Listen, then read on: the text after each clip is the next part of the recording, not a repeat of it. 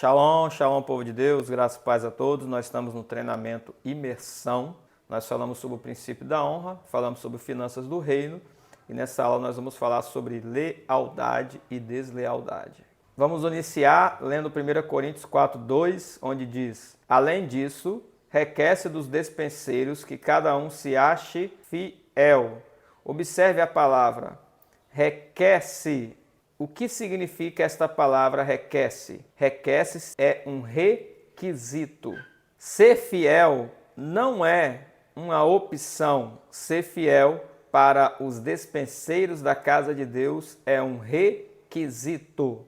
E você vai entender que um requisito é algo que você não abre mão. É algo que você precisa. Tudo que é requisito é algo necessário.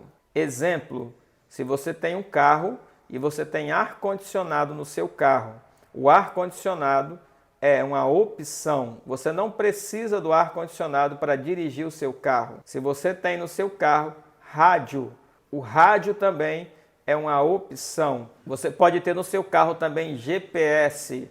O GPS também é uma opção. Você não precisa do GPS para dirigir o seu carro, mas no seu carro existem itens que são requisitos para que você possa dirigir. Exemplo: o carro precisa de volante. Sem volante você não consegue dirigir. Então, o volante é um requisito. O carro precisa de motor. Sem motor você não consegue dirigir. Então, motor é um requisito. O carro precisa de rodas e de 4 rodas. Se tivesse apenas 1, 2 ou 3, não seria suficiente.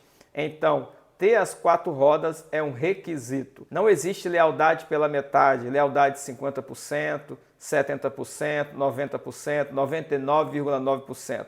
Lealdade é 100%, porque lealdade, fidelidade é um requisito para ser um obreiro de Deus. O que significa a palavra lealdade?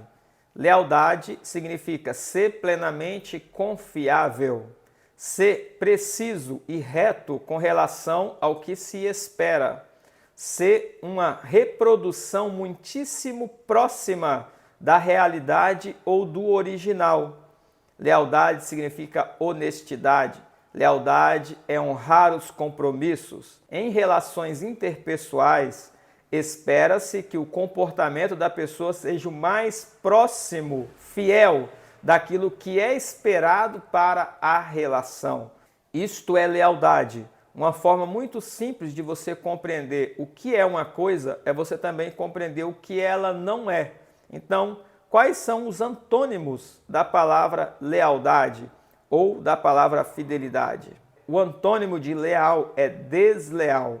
Isto é, ser desleal é não ser confiável, é não honrar seus compromissos, é não cumprir o que se espera. Então esta é uma pessoa desleal, uma pessoa que não é confiável, que não cumpre o que se espera dela, que não honra seus compromissos. A palavra lealdade no latim significa legalis e tem o conceito de lei. O que significa isso? Alguém em quem é possível confiar e que cumpre as suas obrigações legais. Alguém que não falha com seus compromissos. Lealdade está fundamentada em uma relação mútua de confiança. Amém? Vamos dar alguns exemplos de pessoas leais. Quando você se mostra confiável, honesto e comprometido, você é leal. Quando você faz aquilo que se espera que faça. Exemplo: o seu pastor, ele pede para você fazer algo. Se você faz aquilo que ele pediu que era para ser feito, então você é uma pessoa leal. Se você sai um pouquinho do trilho, você está se mostrando desleal. Mesmo que alguém fale com você, você permanece fiel a esta pessoa. Observe Pedro. Quando ele negou a Jesus, ele foi desleal. Ele andou com Jesus durante 3 anos e meio, mas quando Jesus foi preso, ele se demonstrou desleal. Perguntaram para Pedro: você é um daqueles que anda com Jesus Cristo? E ele falou: eu não conheço este tal de Jesus Cristo. Ele foi totalmente desleal com Jesus Cristo. Observe a nação de Israel. Deus esperava que Israel fosse leal a ele, mas a nação de Israel foi desleal. Eles caminharam, depois que saíram do Egito, em murmuração. Eles murmuraram, reclamaram, choramingaram, reclamando o tempo todo da situação que eles estavam. Deus esperava que eles fossem leais, obedientes, mas eles não foram leais. Eles foram desleais, desobedecendo a voz do Senhor. Deus queria levá-los ao monte e fazer uma aliança pessoal com cada um deles, mas por causa da deslealdade, Deus não fez isso. Apenas Moisés subiu ao monte e a aliança foi feita através de tábuas de pedras. O povo de Israel deveria mostrar sua lealdade a Deus, obedecendo o profeta que Deus havia levantado, no caso Moisés. Mas eles foram desleais, porque eles desobedeceram a Moisés. Quando você desobedece ao profeta a qual Deus levantou para te dar direção, você desobedece a Deus. Quando você é desleal com a sua autoridade, com o seu sacerdote, com o seu pastor, você é desleal a Deus. Não ache que você será leal a Deus sendo desleal com seu pastor. Se você é desleal com seu pastor, com o profeta a qual Deus levantou para te dar a direção, você também é desleal a Deus. É isso que aconteceu com a nação de Israel. Eles foram desleais a Deus, sendo desleais ao profeta Moisés. Agora vamos ler Rute, capítulo 1, versículo 16 e 17. Disse, porém, Rute: não me inste para que te deixe e me afaste de ti, porque aonde quer que tu fores, irei eu. Onde quer que repousares à noite, ali pousarei eu. O teu povo é o meu povo, teu Deus é o meu Deus.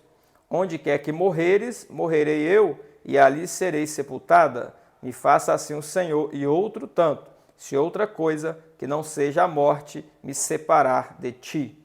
Neste texto nós vemos que Rute foi extremamente leal à sua sogra Noemi. Diferente de Orfa, que foi desleal, que abandonou, Rute não abandonou. Quando a pessoa é leal, ela não te abandona por nada, mas ela permanece com você, custe o que custar. Como Rute disse, onde você dormir, eu vou dormir. A comida que você comer, eu vou comer. Os lugares que você for, eu irei. Onde você morrer, eu morrerei. Onde você for sepultada, eu serei sepultada. Isto é a característica de uma pessoa leal. Ela não te abandona por nada, mas ela permanece com você até a morte.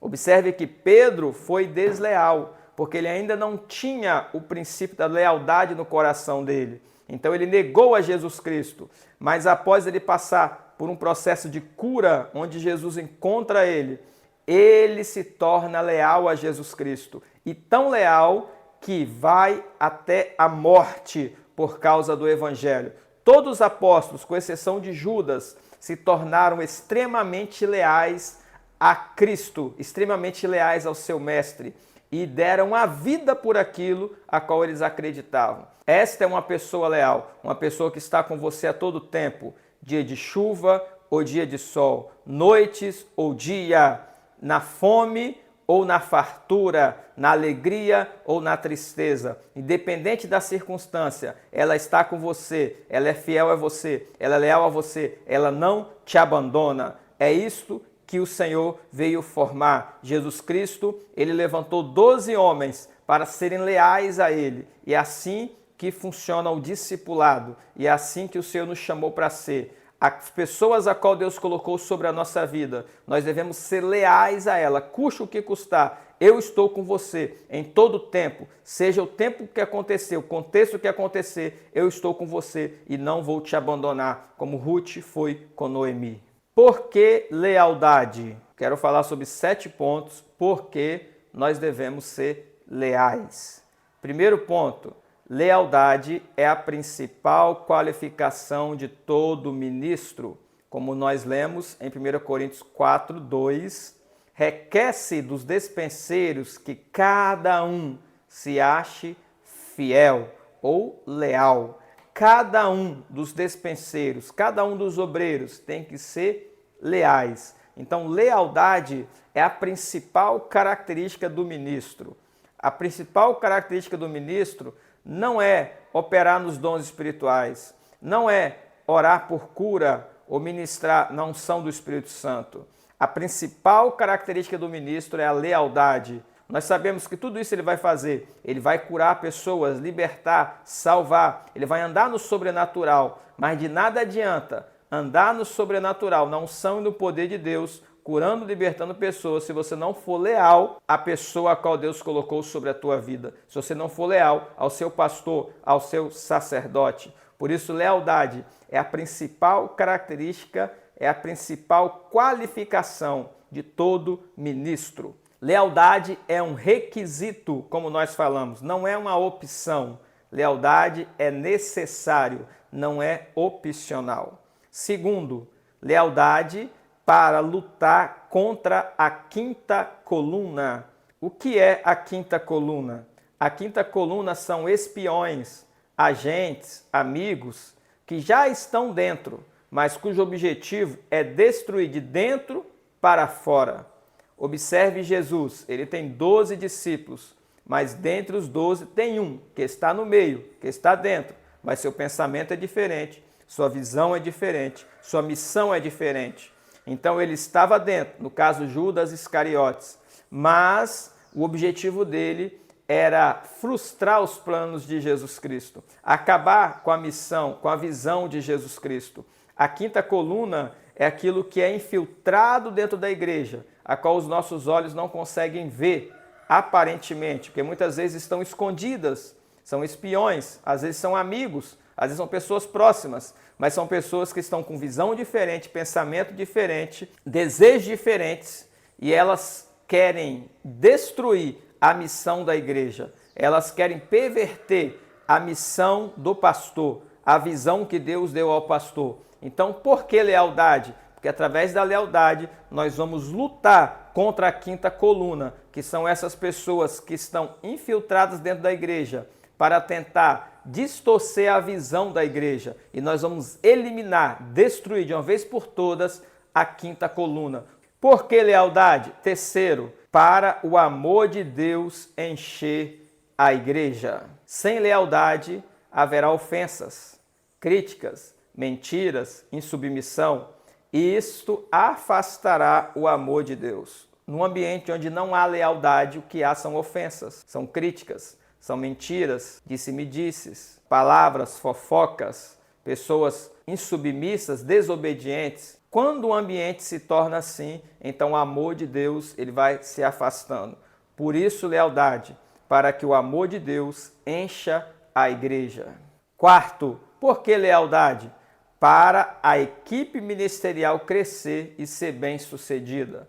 Toda igreja tem uma equipe ministerial de obreiros, pastores, profetas, evangelistas, apóstolos, mestres, diáconos, levitas. E esta equipe ministerial precisam ser leais ao pastor, para que esta equipe venha crescer e venha ser bem-sucedida. Onde tiver deslealdade, a deslealdade vai corroer e vai destruir o ambiente e vai impedir o crescimento da equipe ministerial. Quinto, por que lealdade? Para que a igreja cresça. Quando nós construímos um ambiente de lealdade, naturalmente a igreja irá crescer, ela irá expandir. No ambiente de deslealdade, a igreja dificilmente irá crescer, porque cada um estará seguindo o seu próprio rumo, seguindo sua própria direção, seu próprio caminho, fazendo aquilo que agrada a si mesmo. Então, num ambiente, numa igreja onde cada um faz conforme a sua própria vontade, então isso não há um alinhamento, não há um vínculo, não há um entrosamento. Isso impede a igreja de crescer. Então, por que lealdade? Para que a igreja venha crescer. Sexto, por que lealdade? Para ter um ministério duradouro. Nós queremos construir uma igreja não passageira, não uma igreja que vai ter um tempo de validade. Nós queremos um ministério duradouro. E não apenas aqui no bairro, mas um ministério que vai expandir na cidade, no estado, na nação e fora da nação. Mas para isso nós precisamos de equipes leais, pessoas leais. E isso vai fazer com que o nosso ministério seja duradouro. Em todo grupo onde aparece a deslealdade, o grupo está fadado ao fracasso. Porque a deslealdade, ela vai ser demonstrada através de práticas de algumas pessoas, onde algumas pessoas vão trazer visões diferentes, pensamentos diferentes, vão ser insubmissas ao pastor, desobedientes às ordens, não vão cumprir os princípios do reino, não vão cumprir os princípios do ministério. Então, um grupo onde há uma briga entre si, cada um seguindo sua própria direção, dificilmente esse grupo vai avançar e vai crescer. O próprio Jesus ele disse que toda casa dividida contra si mesmo não vai subsistir. Então, na igreja, precisamos construir uma rede de lealdade entre nós, que somos ministros, entre os obreiros, entre os membros, cada um de nós sermos leais, pessoas fiéis, para que assim o nosso ministério seja duradouro. E sétimo, por que lealdade? Para gerar frutos para o reino de Deus. Sem lealdade, não vamos conseguir gerar frutos no reino. Nós podemos até ter resultados, como muitas igrejas têm resultados, mas nós não queremos resultados, nós queremos frutos. Jesus nos chamou para fazer discípulos e gerar frutos, e para isso nós precisamos ser leais. Os 11 discípulos de Jesus Cristo, com exceção de Judas que se perdeu, eles geraram muito frutos. Por quê? Porque eles foram leais a Cristo. Então, toda vez que Deus quer fazer com que uma igreja gere muitos frutos, ele precisa implantar a lealdade no coração de cada membro, a lealdade ao pastor da igreja, a lealdade à visão e à missão da igreja, para que cada um de nós juntos possamos estar alinhados e poder gerar frutos no reino de Deus. Baseado no que nós estamos aprendendo sobre lealdade, como eu disse anteriormente, uma ótima forma de você saber uma coisa é você saber o que ela não é. Falamos um pouco sobre lealdade, agora vamos falar um pouco sobre deslealdade. A deslealdade, ela trabalha por estágios. Existem estágios da deslealdade e cada um de nós, precisamos identificar esses estágios em nossa vida, eliminá-los, para que nós possamos manter uma vida leal. Leal a Deus e leal ao ministério a qual nós estamos. O primeiro estágio da deslealdade é o espírito independente. Se você pertence ao ministério e desenvolve uma atitude independente, você se torna autônomo, onde as regras do ministério não têm mais peso sobre as suas atitudes. Este é o primeiro estágio. Você está no ministério, mas você tem atitudes independentes, você age de forma independente. Você não está mais submetido às regras daquele ministério. Então, espírito independente é o primeiro estágio da deslealdade. Exemplo, o pastor fala, todos estaremos jejuando na sexta, mas você, de forma independente, diz, eu já havia decidido jejuar na quarta, e é isso que vou fazer. Quem tem espírito independente faz apenas o que considera importante para si mesmo. Vejamos o exemplo de Joabe. Joabe desobedeceu ao rei e matou Abner, conforme 2 Samuel 3, 26 e 27. Davi havia dado a ordem que não deveria matar Abner, mas Joabe desobedeceu ao rei e matou Abner. Joabe tinha um espírito independente. Ele desobedeceu ao rei e também matou Absalão, conforme 2 Samuel 18, 14. Davi havia dito que não era para matar Absalão, mesmo depois de Absalão ter se rebelado contra ele, ter querido pegar o trono, mas Davi deu uma ordem, não mate Absalão. Mas Joabe, espírito independente, o que ele fez? Fez o contrário às ordens de Davi. Ele foi lá e matou Absalão. Esta é uma pessoa independente. Esse é o primeiro estágio da deslealdade.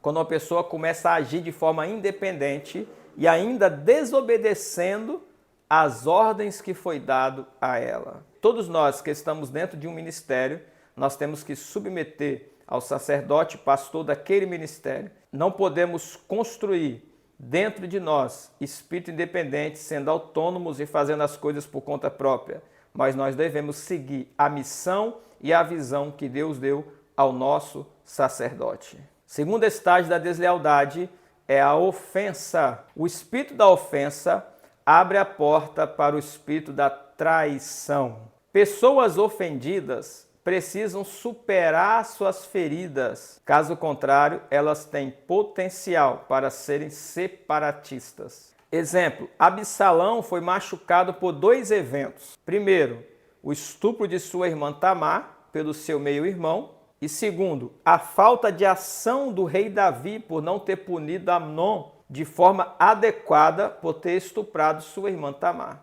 Quando Tamar foi estuprada por Amnon, Davi não agiu de forma correta, não fez o que deveria ser feito. Isso gerou uma mancha, uma ferida no coração de Absalão. Ele ficou ofendido. Esta ofensa começou a criar nele um espírito separatista. Então ele se separou do seu pai e começou a agir contra o seu pai. Toda pessoa ofendida, ela precisa ser curada, ser tratada.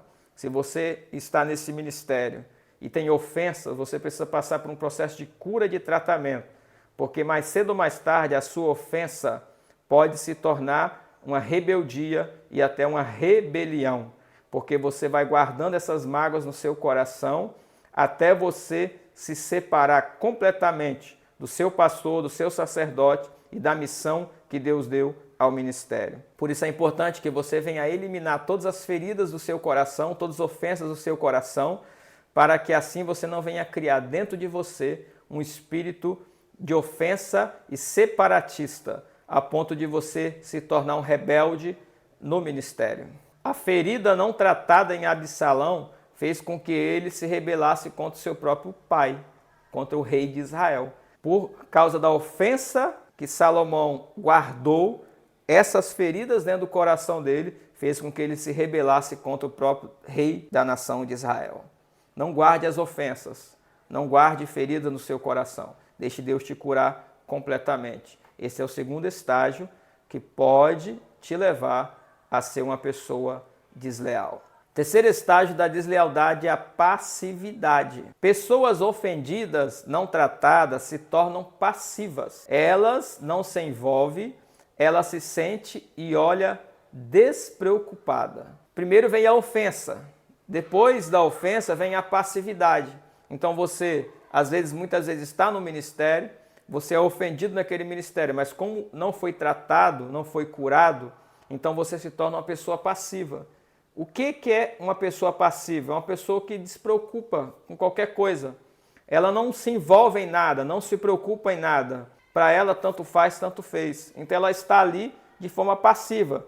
Pessoas passivas se tornam críticas. Pessoas passivas vão começar a examinar minuciosamente e vão começar a desprezar a igreja e seus líderes. Quando você se torna passivo na igreja, você não se envolve, não se preocupa com nada, não está nem aí para nada, então você vai começar a desenvolver um espírito crítico. E aí, automaticamente, você vai começar a desprezar a igreja, o ministério, e vai começar a desprezar o seu líder. Por isso é fundamental você tratar as feridas do seu coração. Exemplo, após o estupro de Tamar, Absalão não falou nada por 2 anos. Você lê na Bíblia e é isso que aconteceu com ele. Ele ficou em silêncio, quieto, apenas analisando a situação até agir e matar Amnon. Absalão, depois de ter sido ofendido por causa do estupro da sua irmã, ele entrou num estágio de passividade. Mas nesse meio tempo do estágio de passividade, ele começou a construir dentro dele uma imagem do rei, uma imagem do reino, uma imagem das pessoas que estavam à volta dele. Então, quando ele saiu do silêncio, o que ele fez? Foi lá e matou o seu meio-irmão Amnon. Por isso é importante que você elimine do seu coração todas as ofensas, todas as feridas e ressentimentos, para que você não venha entrar nesse estágio de passividade e comece a criticar a igreja, comece a criticar o seu pastor, comece a criticar o ministério, comece a criticar os seus departamentos que você participa e você não vai fazer nada, porque você não vai se envolver, não vai se preocupar, apenas vai ficar criticando. E isso vai te levar para outros estágios piores. É fundamental curar todas as feridas. O quarto estágio da deslealdade é o estágio crítico. A pessoa nesse estágio critica tudo. Ela vai criticar o louvor, vai criticar a palavra, vai criticar a liturgia do culto, vai criticar o prédio. Por que cantar esses louvores hoje? Hoje podia ter sido outros. Por que esta palavra? Essa palavra não encaixou muito bem para o culto. Por que o culto está sendo feito assim? Por que essas paredes aqui não foram pintadas ainda? Por que não foi rebocado isso? Ela vai ficar o tempo todo só olhando as coisas negativas e criticando. Exemplo, Miriam e Arão falaram contra Moisés, Números capítulo 12, versículo 1. Eles foram contra Moisés, criticaram Moisés, mas Deus estava do lado de Moisés, porque era Moisés que tinha o chamado e o propósito. Eles estavam ali para auxiliar a Moisés, para ajudar a Moisés. Não deixe um espírito crítico tomar conta de você. Ao invés de você ficar criticando o louvor, a palavra, o prédio, as pessoas, busque ajudar, busque entender, busque se envolver nas coisas para que você possa contribuir com o crescimento do ministério. O quinto estágio da deslealdade é o estágio político. Este talvez seja um dos piores dele, apesar de ter outros. Neste estágio, a pessoa tenta envolver outros em suas ideias e filosofias. A pessoa nesse estágio opera a partir da opinião das pessoas. Ela não se contenta apenas ela mesma, ficar criticando, ficar falando mal. Mas ela vai começar a envolver outros à sua volta e ela vai começar a trabalhar e operar através da opinião dos outros que estão à sua volta. A pessoa nesse estágio busca envolver seguidores e fazer as pessoas acreditarem que ela identificou um problema que precisa ser tratado. Exemplo, Absalão sentou-se no portão da cidade e todos que vinham com uma demanda para o rei, ele ouvia e dava as direções. 2 Samuel 15, 3. Então Absalão lhe dizia: olha, os teus negócios são bons e retos, porém não tens quem te ouça da parte do rei. Olha a artimanha que Absalão fazia. O rei estava em seu palácio. Era normal que as pessoas trouxessem as suas demandas ao rei, mas Absalão sentou na entrada do portão da cidade. Todos aqueles que vinham de fora, antes de chegar no rei, tinham que passar por ele. E ele era filho do rei. Então, ele chegava e falava: olha, o seu negócio é bom, mas não tem ninguém da parte do rei que te ouve, mas eu estou aqui para te ouvir. Olha como ele começou a atrair a opinião do povo relacionada a ele. Ele estava dizendo: o rei está com pouco tempo, o pastor está com pouco tempo, o pastor está viajando muito, ele não tem tempo para te ouvir, mas deixa que eu vou te ouvir, porque eu sou um homem de Deus também. É isso que ele estava fazendo. Ele estava tentando ganhar as pessoas para ele. Esse é o espírito político. Absalão roubava o coração do povo para si. 2 Samuel 15, versículo 6. E desta maneira fazia Absalão a todo Israel, que vinha ao rei para juízo. Assim furtava Absalão o coração dos homens de Israel. O coração dos homens que estavam no rei agora já estava sendo roubado por Absalão. Por isso que ele furtava, ele roubava o coração dos homens para si. Ele estava fazendo política. Como nós temos dito aqui, o estágio político é quando a pessoa ela começa a envolver outras pessoas e começa a ganhar, roubar o coração das pessoas para si. E esta pessoa com espírito político, ela normalmente vai falar algumas frases. Vamos dar o exemplo de algumas frases de pessoas que agem assim. O que você achou do culto hoje? Eu achei que estava um pouco desanimado. Outra frase. Visto que somos fiéis às Escrituras, você não acha que deveríamos ter alguns milagres? Outra frase.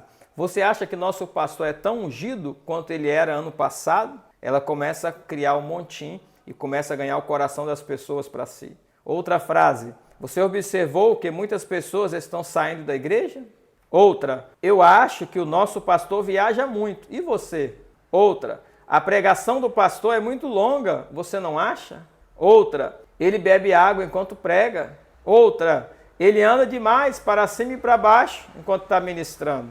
Observe, esses são exemplos de frases de pessoas que têm espírito político, que está indo para o caminho da rebelião. São pessoas desleais. Elas não são leais ao ministério, não são leais ao pastor.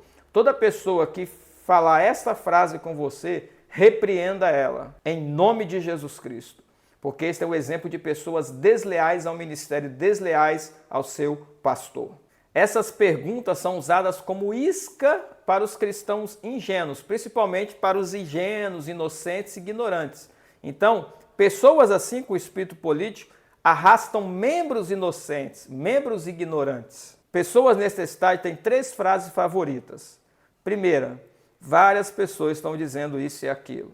Segunda, todos estão dizendo isso e aquilo. Terceira, muitas pessoas estão dizendo isso e aquilo.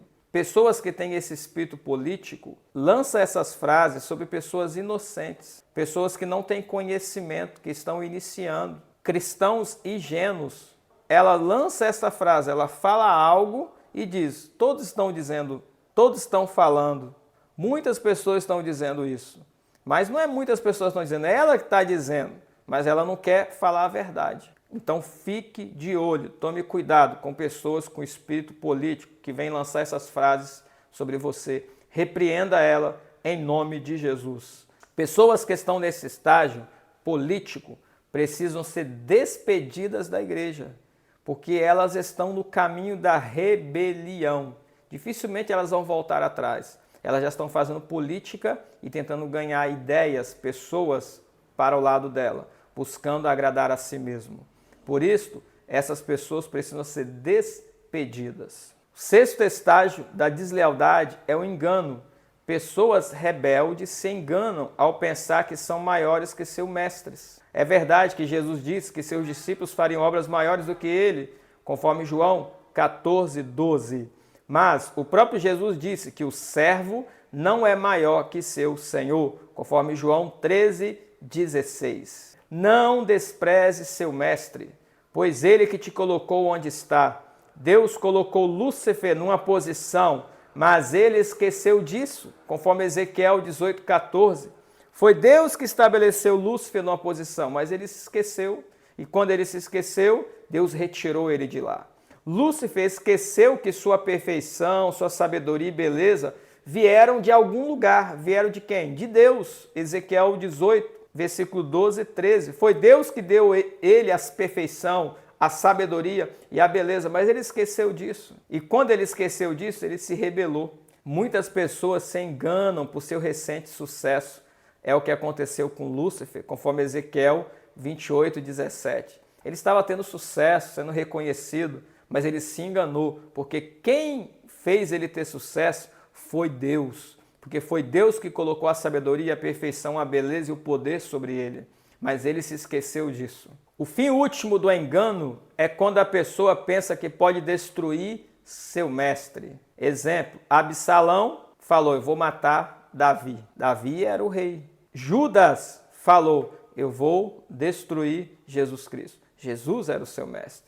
E Lúcifer falou, eu vou ser igual a Deus. Ele queria destruir o seu Senhor. Mas o que aconteceu com Absalão? Morreu. O que aconteceu com Judas? Morreu. O que aconteceu com Lúcifer? Foi destruído. Todos aqueles que tentam destruir o seu Senhor, o seu mestre, são destruídos. Não deixe que o engano entre no seu coração. Honre aqueles que são seu mestre, seu pastor, seu sacerdote, porque Deus tem usado ele para abençoar a tua vida. E Deus tem usado o seu pastor, o seu sacerdote, para que você venha crescer, ser aperfeiçoado, ser treinado. Quando você está no ministério, você recebe dons, você é qualificado, você é equipado. Isso porque Deus liberou sobre aquele ministério, através da vida do pastor, do sacerdote daquele ministério. Jamais esqueça de onde você veio e jamais esqueça que aquilo que você tem, você recebeu de alguém. Isso não impede do discípulo fazer obras maiores do que o seu mestre, mas o discípulo nunca pode ter no coração que ele é maior do que o mestre. É isso que Jesus nos ensinou. Todos aqueles que são nosso mestre, nós devemos considerar eles maiores do que nós. Na verdade, biblicamente, nós devemos considerar todas as pessoas superiores a nós mesmos, como Paulo fala em Filipenses, considerando cada um superior a si mesmo. Não devemos ter o nosso coração engano, orgulho e achar que somos melhores do que os outros. Devemos nos submeter àquele que é o nosso mestre, nosso pastor, nosso sacerdote, para que possamos continuar a ser equipado, qualificado e assim executar a obra do ministério.